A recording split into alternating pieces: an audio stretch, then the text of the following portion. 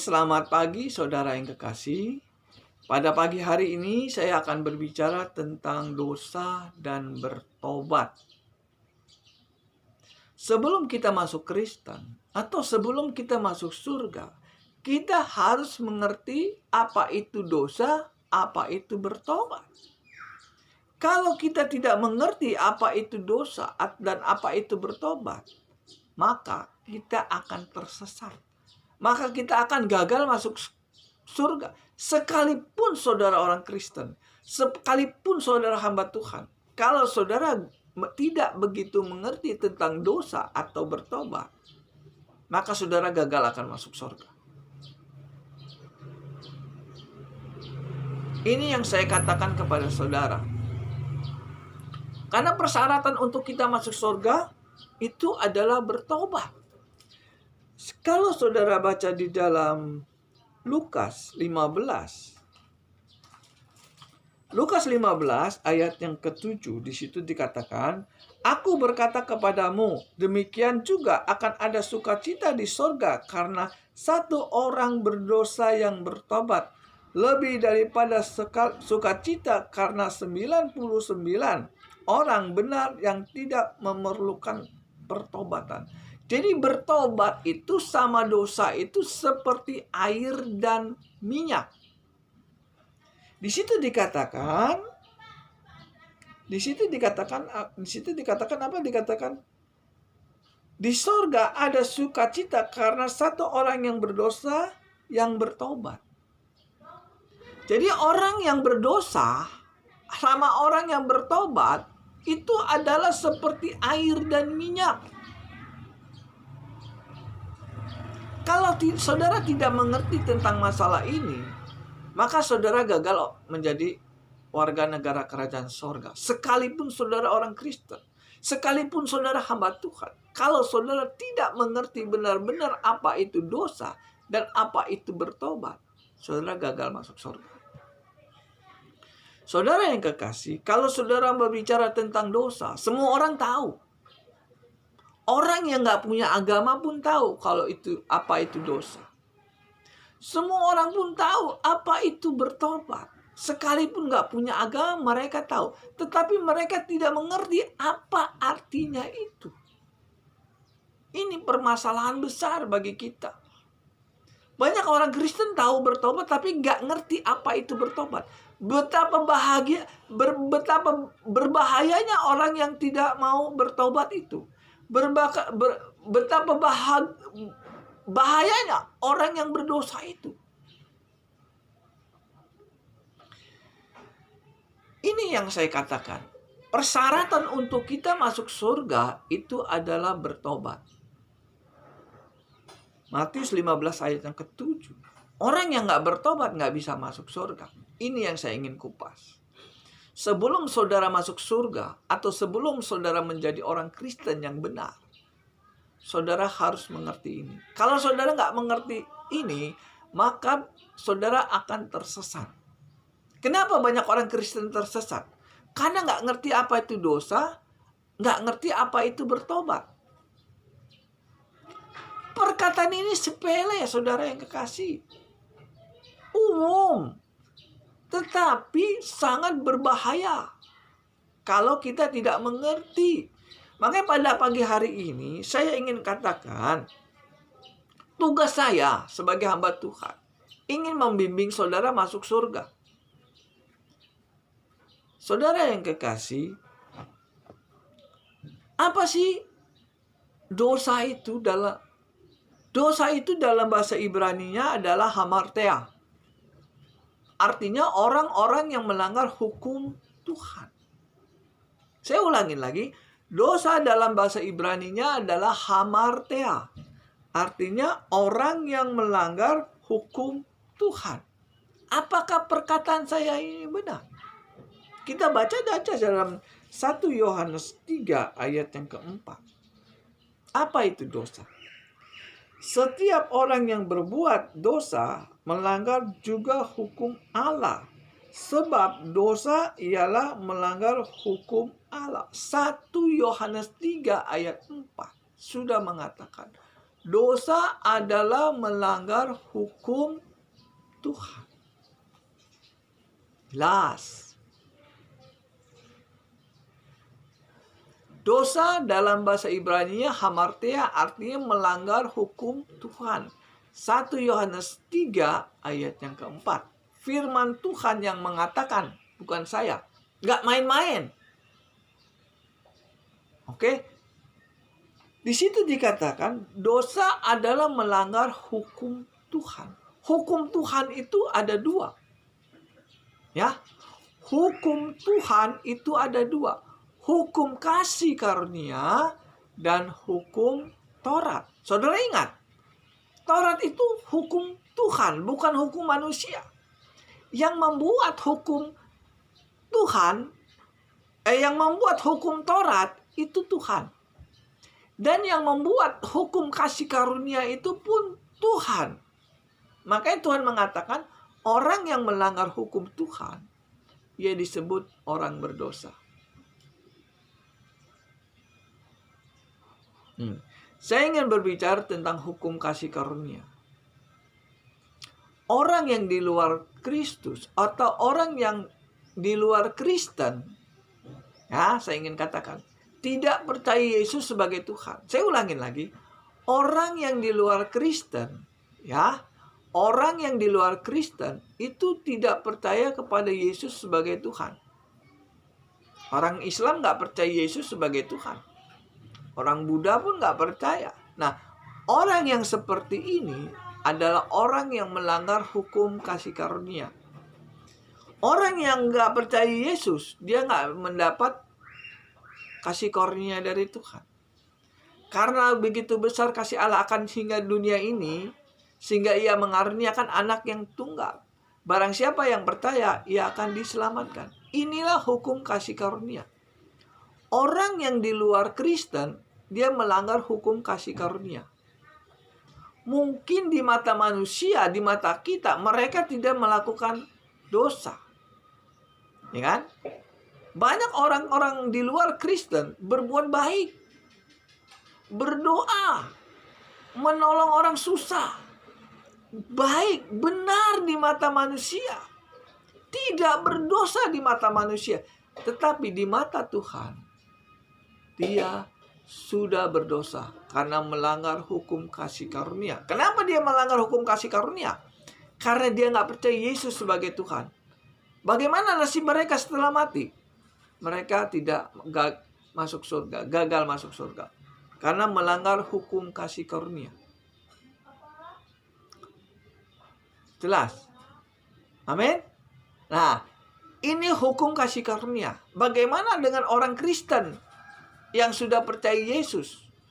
Mereka sudah percaya Yesus, sudah menjalankan hukum kasih karunia. Apakah mereka bisa gagal masuk surga? Bisa. Kenapa mereka bisa gagal masuk surga? Karena dia tidak menjalankan hukum Taurat. Banyak tuh orang-orang Kristen tidak menjalankan hukum Taurat. Bahkan hamba-hamba Tuhan, pendeta-pendeta yang banyak melanggar hukum Taurat. Bahkan mereka anti dengan hukum Taurat. Sehingga pada waktu mereka mati, mereka gagal masuk surga. Sangat jelas dikatakan. Jadi hukum Tuhan itu adalah Tuhan yang buat. Hukum kasih karunia dan hukum Taurat. Dua-duanya Tuhan yang buat. Orang yang melanggar dua-dua hukum ini, dia disebut orang berdosa. 1 Yohanes 3 ayat yang keempat. Dosa adalah melanggar hukum Tuhan. Hukum Tuhan adalah hukum kasih karunia dan hukum Taurat. Sekalipun saudara orang Kristen, sekalipun saudara hamba Tuhan, kalau saudara melanggar hukum Taurat, saudara dosa di mata Tuhan. Saudara nggak benar di mata Tuhan.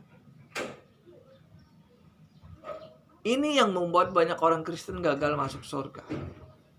Sepertinya sepele tentang masalah dosa, tetapi dampaknya bisa gagal masuk surga. Saya ingin mengupas, saya ingin berbicara tentang khusus orang Kristen. Karena saya Kristen, Saya ingin lebih fokus kepada orang Kristen, supaya orang Kristen itu jangan sampai surganya diambil kembali. Karena ada firman Tuhan mengatakan di dalam Matius 23, Matius 21. Coba kita baca saja ya. Karena ada orang Kristen yang gagal masuk surga. Ini saya ingin lebih perdalam. Matius 21 ayat 43. Matius 21 ayat 43. Sebab itu aku berkata kepadamu, bahwa kerajaan Allah akan diambil daripadamu dan diberikan kepada suatu bangsa yang akan menghasilkan buah kerajaan itu. Ya, saya ulangin lagi di dalam Matius 21 ayat 43. Sebab itu aku berkata kepadamu, bahwa kerajaan Allah akan diambil daripadamu dan diberikan kepada suatu bangsa yang akan menghasilkan buah kerajaan itu. Jelas kan? Kerajaan Allah akan diambil daripadamu dan diberikan kepada orang lain loh. Semua orang Kristen itu namanya orang Kristen, percaya Yesus, itu sudah punya surga. Sudah ada jaminan masuk surga. Tetapi kenapa setelah mati, kerajaan Allah yang sudah kita dapat diambil kembali sama Tuhan? Itu permasalahan besar. Banyak orang gak sadar. Mereka yakin masuk surga. Setelah mati mereka gak masuk surga. Kenapa bisa begitu? Karena dia melanggar hukum Tuhan. Sekalipun saudara orang Kristen, kalau saudara berbuat dosa, saudara gak masuk surga.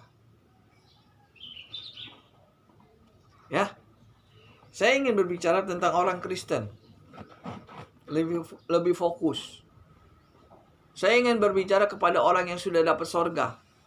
Supaya orang itu tidak akan supaya orang itu nggak rugi. Saudara sudah rajin ke gereja, saudara sudah rajin berdoa, saudara sudah rajin bantu pekerjaan Tuhan, bantu uang, bantu doa, bantu keluarin air mata, tenaga, pikiran. Bahkan ada yang membantu pekerjaan Tuhan sampai bermiliar-miliar. Kalau nggak masuk surga kan kasihan saudara yang kekasih. Betul tidak omongan saya? Saudara sudah bantu gereja ratusan juta, miliaran bahkan. Saudara sudah berdoa. Saudara sudah memberikan pikiran saudara untuk Tuhan. Tapi saudara nggak bisa masuk surga. Kerajaan surga akan diambil daripada dan diberikan kepada orang lain. Sia-sia kan pengorbanan saudara kalau itu terjadi. Nah, makanya pada pagi hari saya ingin katakan jangan sampai itu terjadi kepada kita. Nah, saya ingin katakan, sebelum kita meninggal, kita cek dulu. Sebelum kita masuk surga, kita cek dulu, kita ini masih berbuat dosa nggak? Supaya nanti kalau kita mati, kita nggak ditolak Tuhan.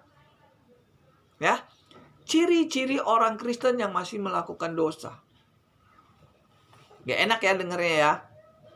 Lebih baik kita tahu sekarang kita berdosa daripada kita sudah mati, kita baru tahu kita berdosa. Kalau kita masih hidup, kita tahu kita masih berdosa, masih ada kesempatan kita untuk bertobat dan masuk surga. Tetapi kalau saudara sudah mati, saudara baru tahu saudara masih berbuat dosa, saudara nggak bisa ada kesempatan untuk memperbaikinya. Ciri-ciri orang Kristen yang masih melakukan dosa. 1, tidak menyembah Tuhan. Jadi orang Kristen yang masih berbuat dosa, ciri-cirinya tidak menyembah Tuhan atau tidak melakukan ibadah. Saudara baca di dalam 2 Timotius 3 ayat yang ke-5. Ya, orang Kristen yang masih melakukan dosa, ciri-cirinya tidak menyembah Tuhan. 2 Timotius 3 ayat yang ke-5. Secara lahiriah mereka menjalankan ibadah mereka, tetapi pada hakikatnya mereka memungkiri kekuatannya.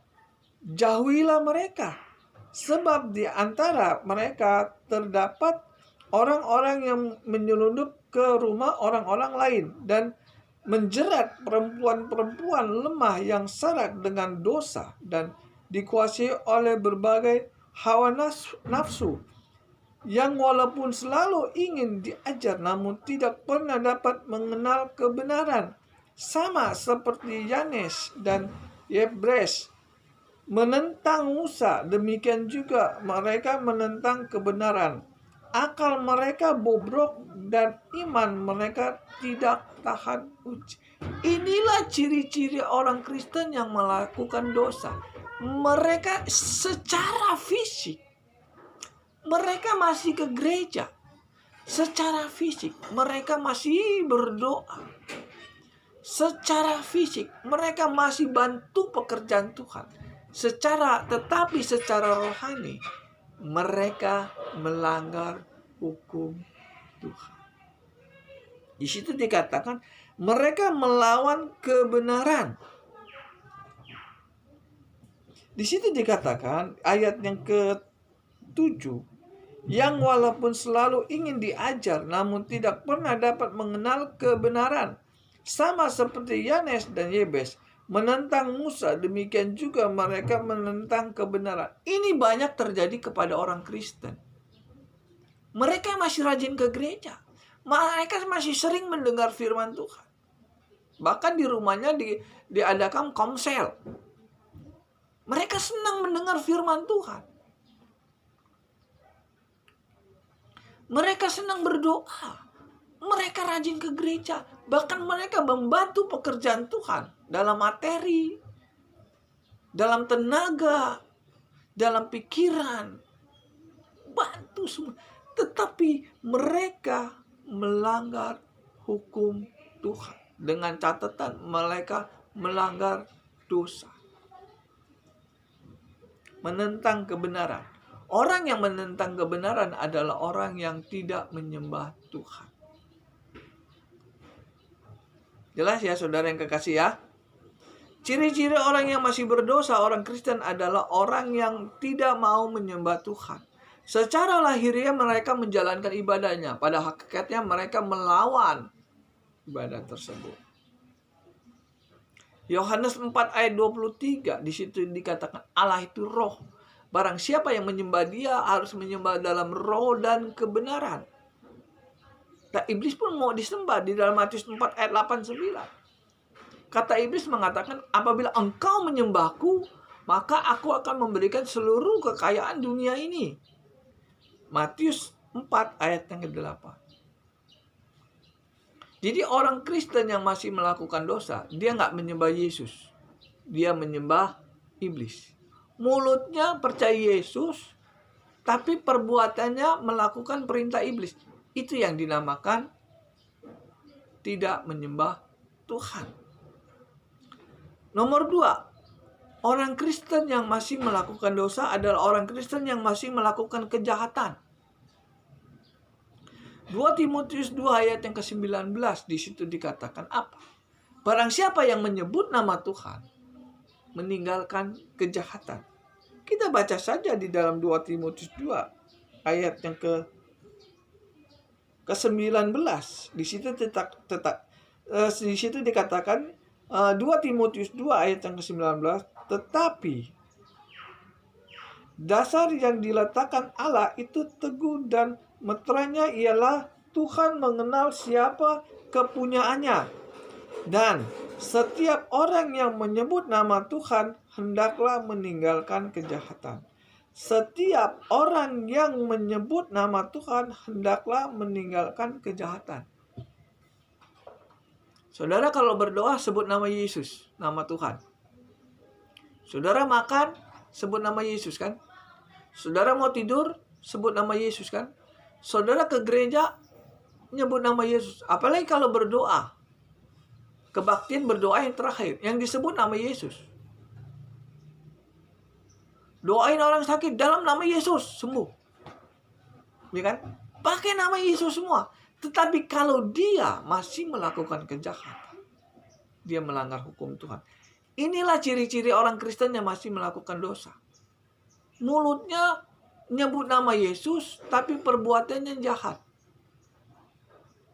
Saya tidak akan berbicara tentang orang jahat lagi, karena saudara sudah tahu apa itu jahat. Ya, kalau saudara masih melakukan kejahatan, entah jahat yang tidak diketahui orang, ataupun jahat yang tidak diketahui orang, kalau namanya jahat, dia berdosa. Nah, itulah ciri-ciri orang Kristen. Kalau saudara ketemu hamba Tuhan atau orang Kristen yang masih melakukan kejahatan atau mencurangi saudara, dia orang Kristen yang berdosa. Ini yang membuat orang Kristen gagal masuk surga, karena dia masih melakukan dosa. 1 Yohanes 3 ayat yang ke-9, di situ dikatakan apa? Orang yang dilahirkan dari Tuhan tidak melakukan dosa lagi. Saudara perhatikan coba. 1 Yohanes 3 ayat yang ke-9. Di situ dikatakan apa? Setiap orang yang lahir dari Allah tidak berbuat dosa lagi. Jelas kan? Jadi kalau saudara orang Kristen, sekalipun saudara hamba Tuhan, sekalipun saudara anak Tuhan, kan lahir dari Tuhan, kan anak Tuhan, masih melakukan dosa, saudara bukan anak Tuhan. Ya, ciri-ciri orang yang berdosa, orang Kristen, yaitu menyebut nama Tuhan tapi masih melakukan kejahatan. 2 Timotius 2 ayat 19. Menyebut nama Tuhan dengan sembarang, ya. Nomor 3, orang Kristen yang masih melakukan dosa adalah orang itu lebih percaya sama manusianya daripada percaya sama firman-Nya. Ya.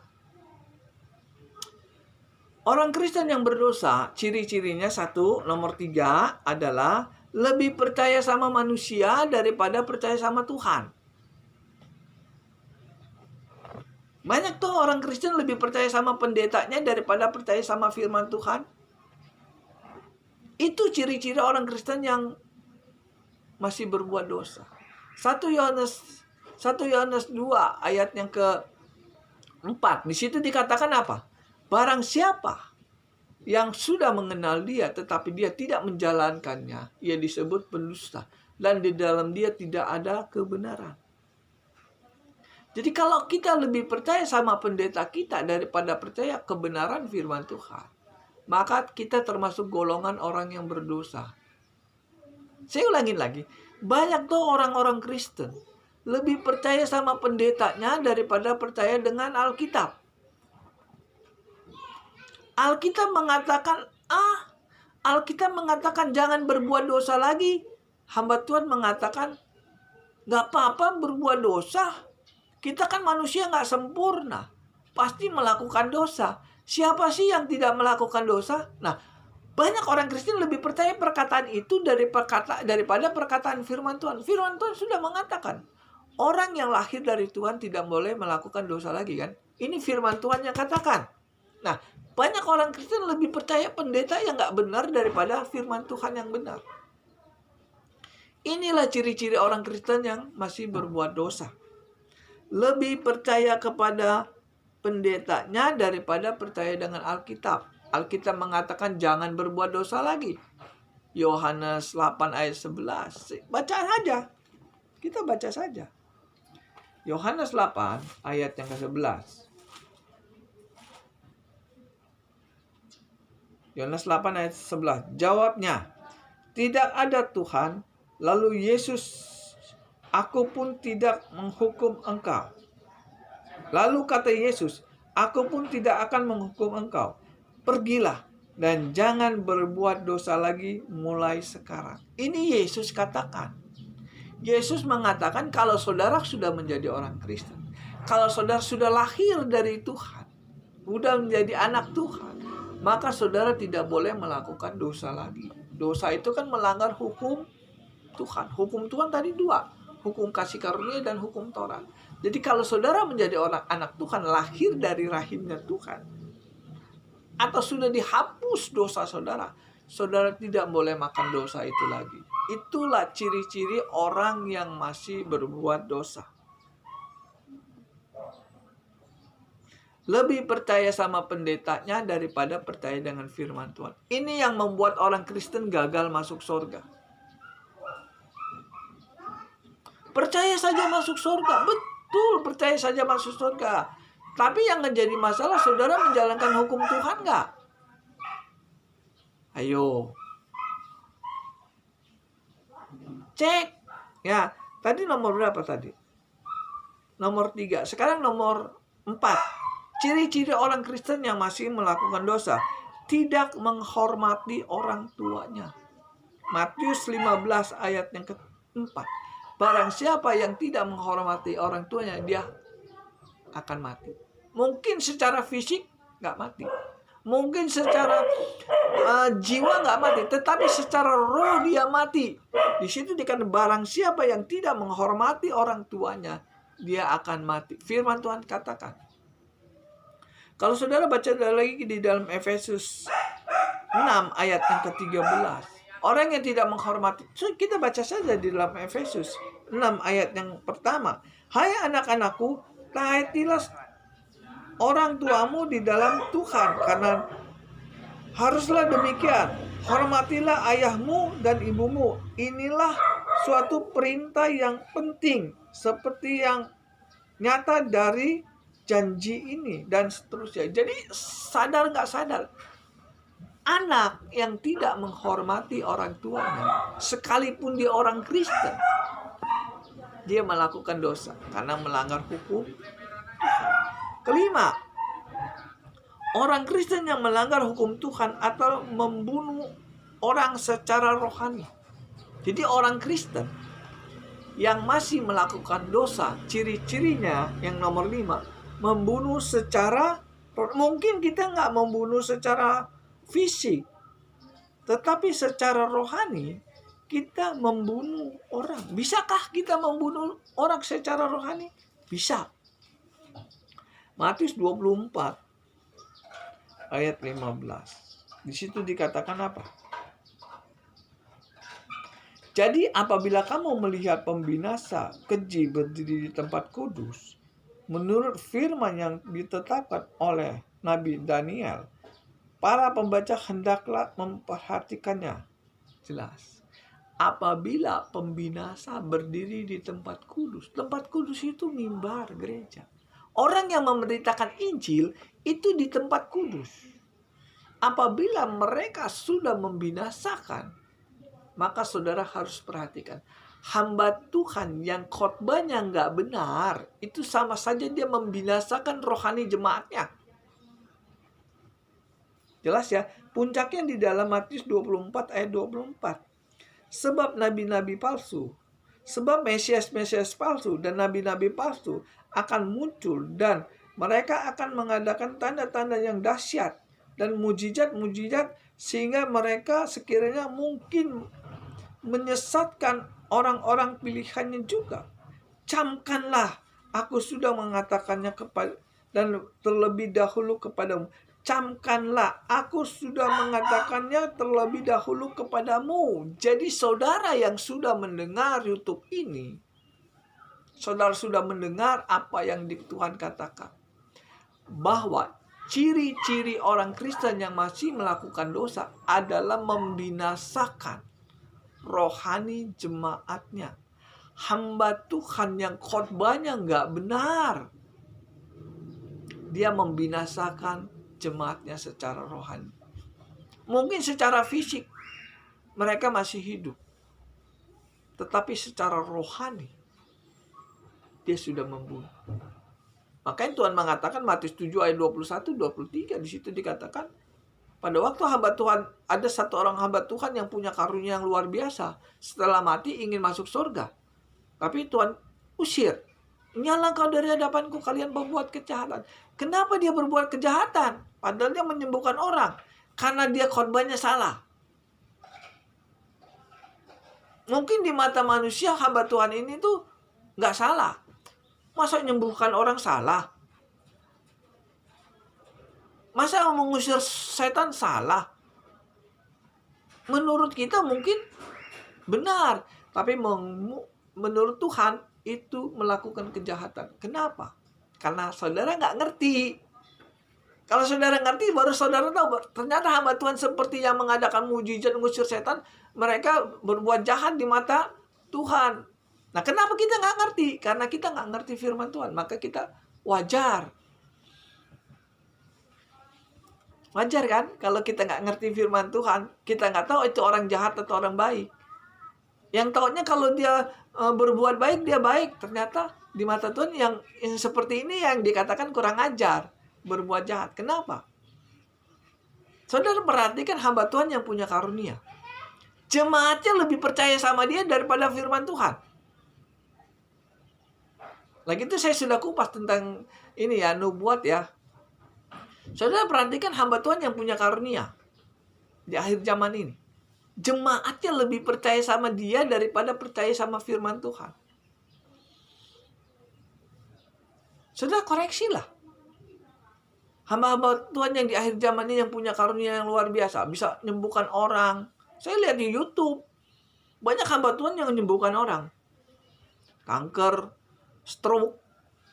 Sembuh semua. Salah nggak? Nggak salah. Yang salah kalau saudara nggak masuk surga. Itu masalahnya. Itulah ciri-ciri orang Kristen yang masih melakukan dosa. Membunuh rohani jemaatnya. Bercerai. Salah satu orang Kristen yang masih melakukan dosa itu adalah orang Kristen yang bercerai. Atau orang Kristen yang melakukan dosa. Atau bercerai atau berzina.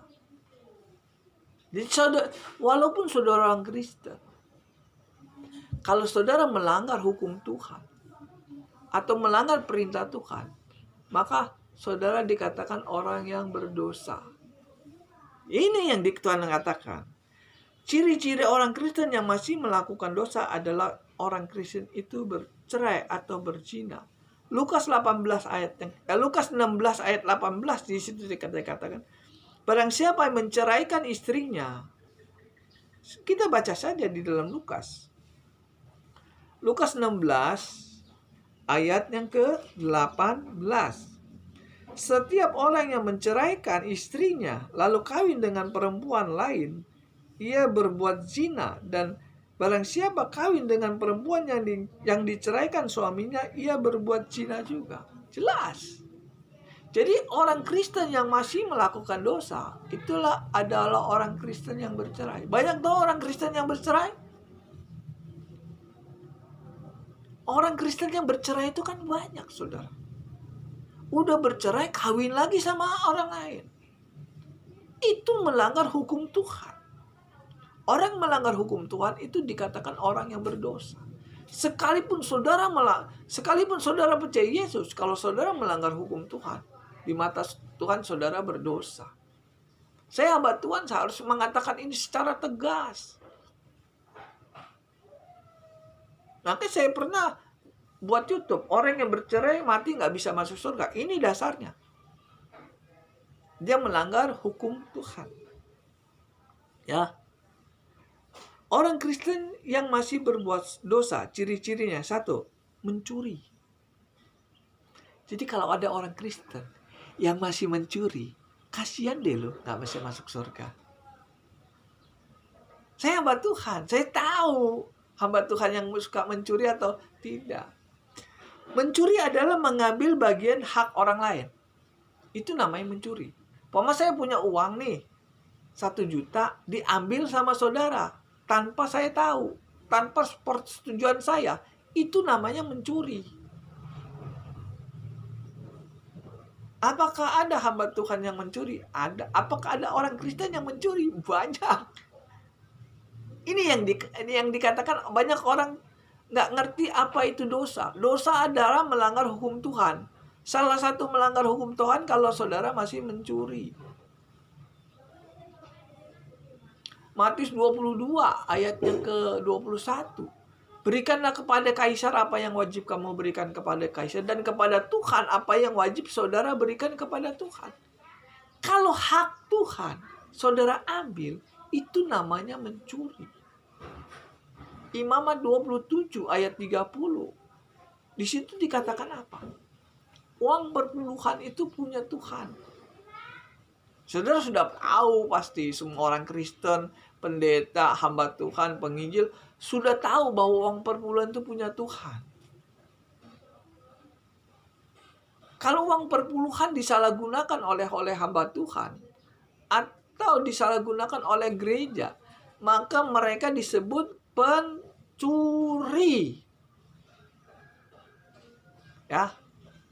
Banyak gereja menyalahgunakan uang perpuluhan tidak sesuai dengan Alkitab. Sehingga termasuk golongan mereka itu golongan pencuri.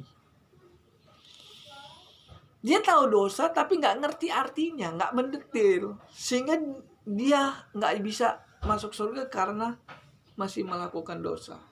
Mencuri uangnya Tuhan. Menyalahgunakan uang perpuluhan itu termasuk mencuri. Kapan-kapan saya ingin berbicara tentang uang perpuluhan supaya saudara lebih jelas. Selama ini banyak pendeta mengatakan uang perpuluhan nggak jelas. Itu menurut dia. Kalau menurut Alkitab, itu uang perpuluhan untuk apa? Suatu saat saya akan jelaskan masalah itu. Ya, itulah ciri-ciri orang Kristen yang masih melakukan dosa, yaitu suka mencuri. Satu lagi, ciri-ciri orang Kristen yang masih melakukan dosa itu tukang tipu atau berbohong.